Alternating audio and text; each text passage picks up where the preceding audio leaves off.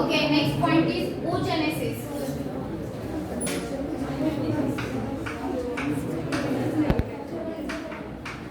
What is oogenesis? Oogenesis is formation of egg or oocyte. हे form होण्याच्या प्रोसेसला काय म्हणणार आहोत आपण?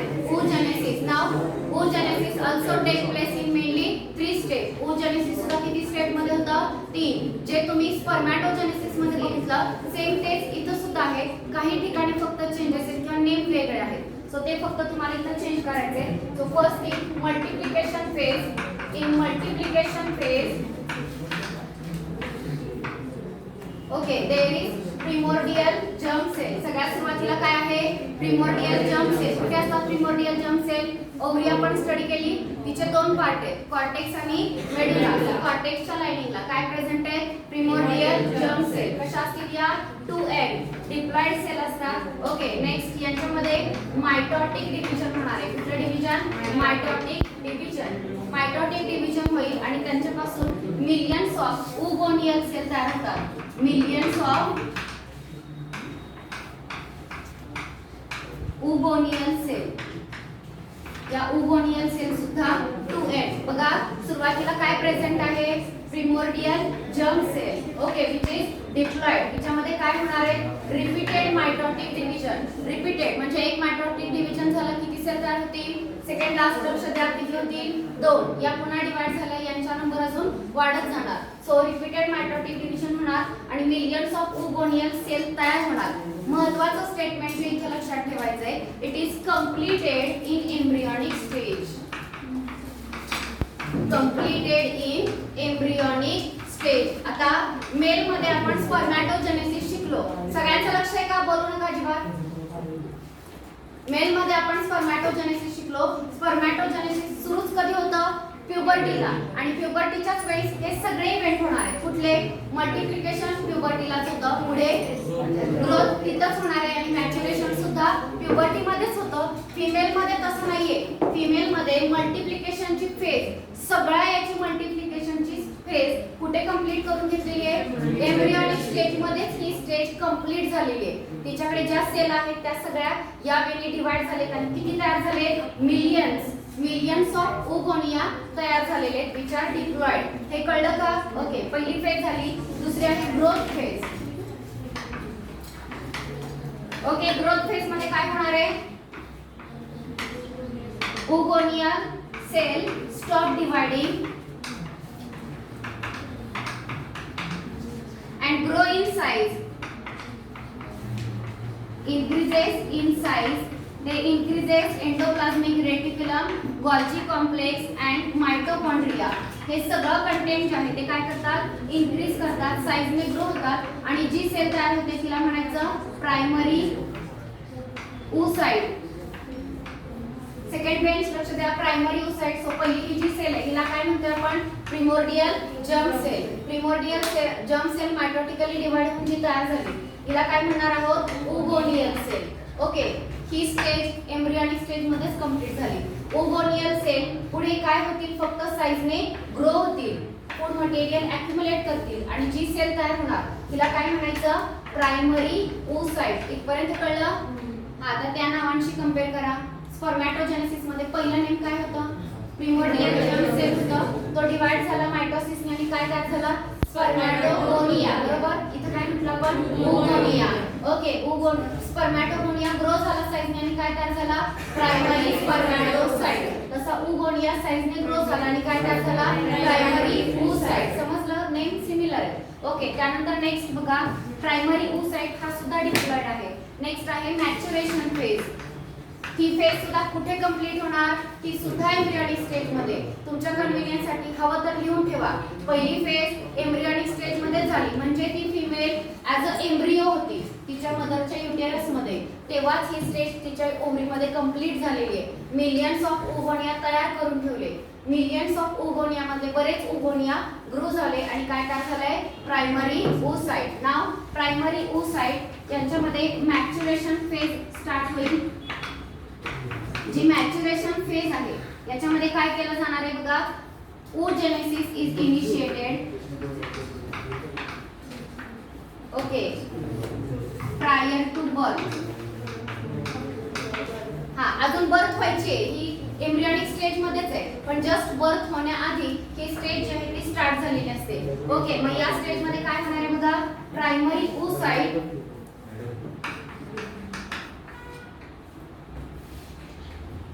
मी बंद करू काय, प्रायमरी oocyte जो आहे,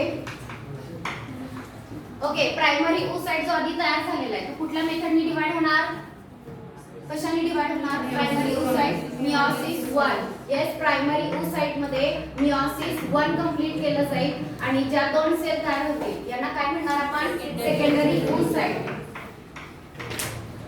सेकंडरी oocyte जो आहे तो त्या ठिकाणी तयार होणार आहे. सेकंडरी oocyte सुद्धा कसा असणार आहे या ठिकाणी, हॅप्लॉइड. प्रायमरी oocyte डिप्लॉइड होता की हॅप्लॉइड, डिप्लॉइड होता. पहिला प्रिमोर्डियल जर्म सेल मायटोसिसने डिवाइड होऊन काय तयार झाला, ओगोनिया, तोही डिप्लॉइड, ओगोनिया सुद्धा डिप्लॉइड.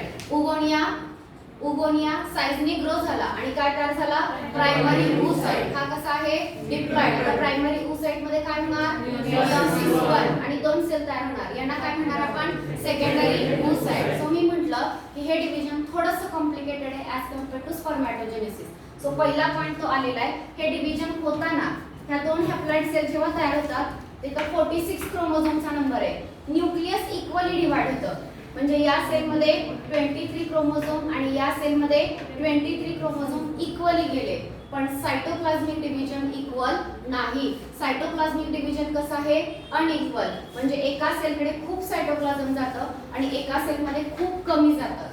ज्या सेलकडे जास्त सायटोप्लाझम गेलं त्या सेललाच आपण काय म्हणणार, सेकंडरी oocyte. आणि जिच्याकडे कमी सायटोप्लाझम गेलेले आहे तिला म्हणणार फर्स्ट पोलार बॉडी. तुम्हाला कळलं काय सांगितलं, प्रायमरी oocyte जो तयार झालेला त्याच्यामध्ये काय होणार आहे, मियोसिस 1 होईल. मियोसिस 1 होतानाच काय होतो, क्रोमोझोमचा नंबर हाफ होतो. सो ते इक्वली डिवाइड होतात, 23 क्रोमोझोम इकडे आणि 23 इकडे. इक्वल डिव्हिजन झालं कोणाचं, न्यूक्लियसचं. पण सायटोप्लाझमचं डिव्हिजन कसं नाहीये, इक्वल नाही, अनइक्वल आहे. एकाकडे सायटोप्लाझम जास्त, एकाकडे कमी. ज्याच्याकडे जास्त त्यालाच काय म्हणायचं, आणि ज्याच्याकडे कमी त्याला म्हणताय फर्स्ट पोलार बॉडी. एवढं कळलं का असं अनइक्वल डिव्हिजन झालं. तर इथून पुढे साइजने ग्रो होताना हा जो एग आहे या एग मध्ये स्पर्म फ्यूज होणार आहे. तर स्पर्म मध्ये त्याचा फक्त हेड जो आहे तोच इन्सर्ट होतो, बाकीचा मिडल पीस आणि टेलचा पार्ट कट होतो आणि तिथूनच तो बाहेर जातो. म्हणजे या एग मध्ये एंटर करताना फक्त हेड जाईल, बाकीचं सगळं कट होऊन बाहेर जाणार आहे. ओके, मग आता आत आल्यानंतर ह्या हेड मध्ये आहे काय, ॲक्रोसोम आणि न्यूक्लियस, आणि नेट मधला सेंट्रिओल सुद्धा येतो. ठीक आहे, आता न्यूक्लियस या न्यूक्लियस सोबत मिक्स होतो, एम्फिमिक्सिस म्हणतात त्याला, ते होतं. पण यांना ग्रोथ साठी पुढे लागणारी जी काही एनर्जी आहे ती स्पर्मने आणली का, तो महत्वाचा फक्त जेनेटिक मटेरियलच घेऊन आला न्यूक्लियस मध्ये, बाकी काही नाही आणलेलं आणि सेंट्रिओल आणलेला आहे. सो जे काही एनर्जी लागेल, फूड लागेल, ते कोणाकडे असलं पाहिजे, एगकडे. सो पुढच्या ग्रोथ साठी जे काही न्यूट्रिएंट्स लागेल ते सगळं घेण्यासाठी त्यांनी काय केलं, एका सेलकडे भरपूर सायटोप्लाझम दिलं, कंटेंट दिलं आणि दुसऱ्या सेलला कमी दिलं. समजलं? ओके, आता हा सेकंडरी oocyte कशासाठी प्रोसीड होणार, मियोसिस 2 साठी. What about this first polar body meiosis 2 साठी प्रोसीड होत नाही, हे क्लिअर स्टेटमेंट आहे याच्यामध्ये. सो मियोसिस 2 साठी ती प्रोसीड होणार नाही, ती तशीच राहील. आता पुढे बघा, एक डायग्राम दिलेली आहे oocyteची डायग्राम. जसं आपण स्पर्मची डायग्राम बघितली तसं मॅच्युअर अनफर्टिलाइज्ड एगची डायग्राम दिली आहे. तिथं तुम्हाला फर्स्ट पोलार बॉडी हे सगळ्यात लास्ट नेम सापडला. आज जो आहे तो काय आहे, सेकंडरी oocyte आहे, बरोबर आहे का. हे बघा असं आहे, हा जो आहे समजा हा सेकंडरी oocyte आहे, त्याचं हे मेम्ब्रेन, आणि इथं बाजूला या बाजूच्या बेस मध्ये इथं एक अजून सेल अडकलेली आहे. ही सेल काय आहे, फर्स्ट पोलार बॉडी. ओके, ही तिथं अडकून राहिलेली आहे बाजूच्या कव्हरिंगमुळे, बाजूच्या बऱ्याच लेअरमुळे तिथून निघून गेलेली नाही, जाऊ शकली नाही. ओके, आणि आता डिव्हिजन कोणाचं होणार आहे, इथून पुढचं ह्याचं होणार आहे. ही प्रोसीड करेल का डिव्हिजनला, नाही. ओके, आता सेकंडरी oocyte तयार झाला.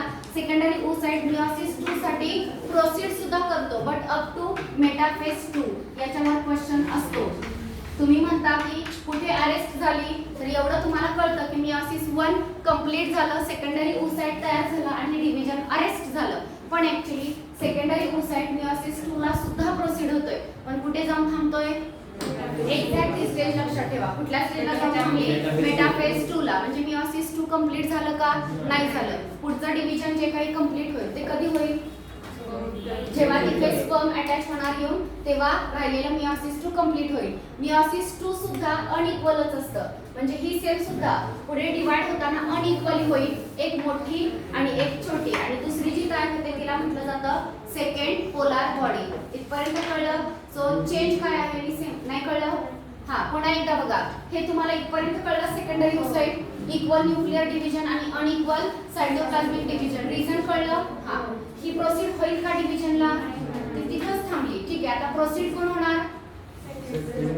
Secondary oocyte. आणि समजा हा पुढे डिवाइड झाला. कधी डिवाइड होईल? जेव्हा स्पर्म येईल तेव्हा त्याचं कंप्लीट होईल मियोसिस 2. जर झाला तर इथं पुन्हा दोन सेल तयार होतील. कुठल्या दोन? ही एक लार्ज साइजची आणि एक छोट्या साइजची. जी लार्ज साइजची सेल तयार होईल तो मॅच्युअर ओव्हम असणार आहे, बरोबर? जसं आपण स्पर्मॅटोजेनेसिसच्या स्टेजेस आठवा. प्रिमोर्डियल जर्म सेल पुढे तयार झाला स्पर्मॅटोगोनिया, स्पर्मॅटोगोनिया पासून प्रायमरी स्पर्मॅटोसाइट, प्रायमरी स्पर्मॅटोसाइट पासून सेकंडरी, आणि सेकंडरी पासून स्पर्मॅटिड. फक्त तिथं काय करावं लागलं? स्पर्मॅटिडचं कन्वर्जन स्पर्म मध्ये व्हावं लागलं. आता आपण इथपर्यंत आलो. प्रिमोर्डियल जर्म सेल पासून ओगोनिया, ओगोनिया पासून प्रायमरी ओसाइट, प्रायमरी ओसाइट पासून सेकंडरी ओसाइट. इमॅजिन करा स्पर्म आलेला, याचं हेड अटॅच झालं तर आता सेकंडरी ओसाइट कशाला proceed? Actually secondary oocyte proceed पण झालाय मियोसिस 2 ला, पण कुठे जाऊन थांबलाय? मेटाफेज 2 ला जाऊन थांबलाय. त्या कंडिशन मधल्या सेकंडरी ओसाइटला कोण येऊन अटॅच झालं? स्पर्मचं हेड अटॅच झालं की काय करेल? मेटाफेज 2 च्या पुढच्या प्रोसेस कुठल्या? एनाफेज 2 आणि टेलोफेज 2 कंप्लीट होतील आणि दोन सेल तयार होतील, बरोबर का? इथं सुद्धा याच्यापासून पुढे दोन सेल तयार होताना एक सेल साइजने मोठी आणि एक छोटी ठेवली जाते. जी छोटी आहे तिला काय म्हणणार तुम्ही? Second polar body. आणि जी मोठी साइजने आहे तिला काय म्हणणार तुम्ही? ओहम. आता ओहम तयार झाला, बरोबर? जसं तिथं आधी स्पर्मॅटिड तयार झाला आणि मग स्पर्मॅटिड पासून स्पर्म, इथं तसं काही नाहीये. काही चेंज करावं लागत नाही. फायनल ओहम तयार झाला आणि डायरेक्ट आता काय केलं जाणार? फर्टिलायझेशन केलं जाणार. इथपर्यंत कळलं?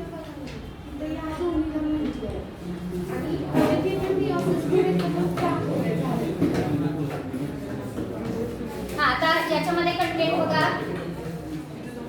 हा, पहिल्यापासून बघा. Multiplication phase. In this stage the primary germinal cell 2n of ovary undergo repeated mitotic division to form millions of gamete mother cell or oogoneal cell 2n. This process is completed in embryonic stage. हे कळलं? Second बघा. Growth phase. Some of the oogonia stop division and begin to increase in size and form primary oocyte 2n.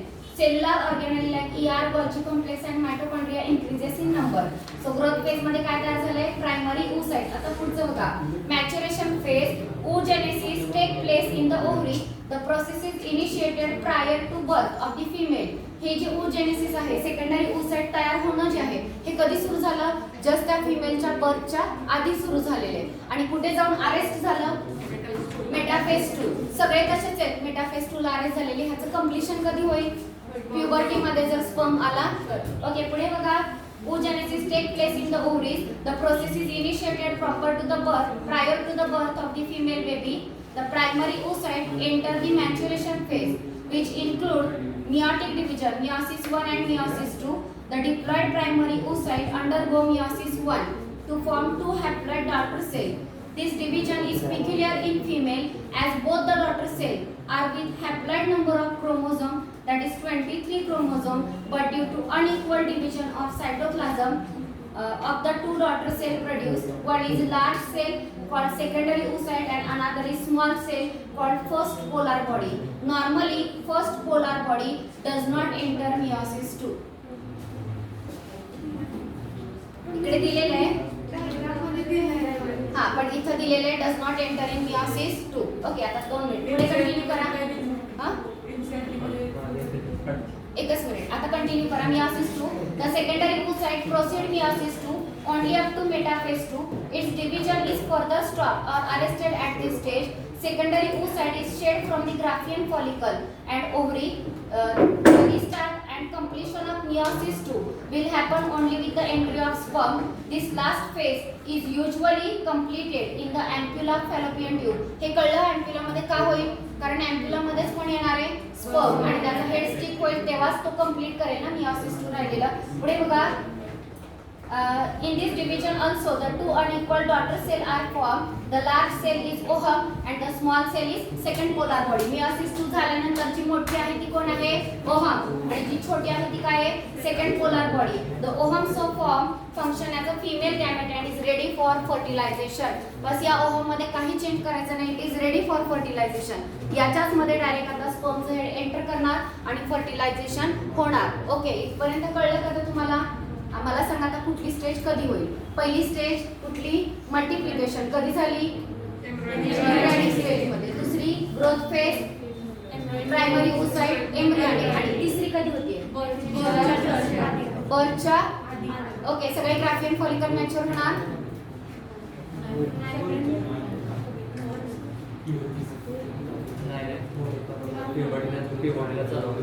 प्युबर्टीला पण आपण काय बघितलं? प्युबर्टीला कुठला hormone secret होतो? FSH, follicle stimulating hormone, आणि त्या हार्मोनमुळे काय होतं? फॉलिकल डेव्हलप होतं, बरोबर का? सो बर्थच्या आधी सेकंडरी oocyte तयार झालेला आहे की बर्थच्या नंतर प्युबर्टीच्या वेळी सेकंडरी oocyte तयार होतो? बर्थच्या वेळी काय प्रायमरी oocyte आहे की सेकंडरी oocyte आहे? बर्थच्या वेळी काय आहे? Primary oocyte. Secondary oocyte. आधीचं डिस्क्रिप्शन वाचा.